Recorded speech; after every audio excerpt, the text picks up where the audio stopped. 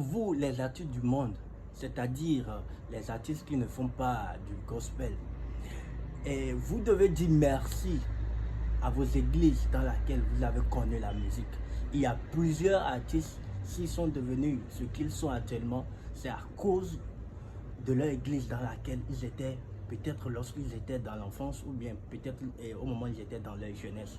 C'est là ils ont connu ce qu'on appelle musique. Et c'est là ils ont connu Do, Ré, Mi, Fa, Sol, La, Si, Do. C'est là ils ont connu à jouer soit peut-être à la batterie, soit au guitare, soit au piano. C'est là ils ont eu les premières notes.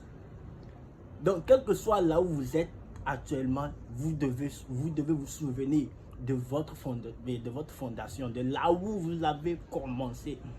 Il y a plusieurs églises qui continuent à utiliser ces instruments-là, à travers lesquels vous avez utilisé à connaître la musique-là.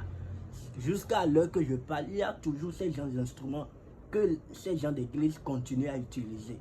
Donc vous, les artistes, quel que soit, si même vous n'êtes plus encore dans l'église, vous devez retourner dans ces gens d'église et faire une action de grâce et faire des dons, acheter des instruments à ces gens d'église. Parce que c'est là que vous avez connu ce qu'on appelle la musique. Il y a plusieurs artistes béninois, ivoiriens, togolais, américains, européens, dans le monde entier. S'ils ont eu leur carrière en musique là, c'est à cause de l'église. Donc que Dieu bénisse les églises et que Dieu bénisse également les formateurs des différents groupes de musique dans les églises. Parce que l'église a fait beaucoup de choses dans notre vie et l'église continue toujours de faire beaucoup de choses dans nos vies et dans la vie de plusieurs personnes dans le monde entier. C'est pour cela que je passe par ce canal et je m'adresse avec humilité aux pasteurs et aux différents responsables des groupes musicaux, des chorales, que de bien traiter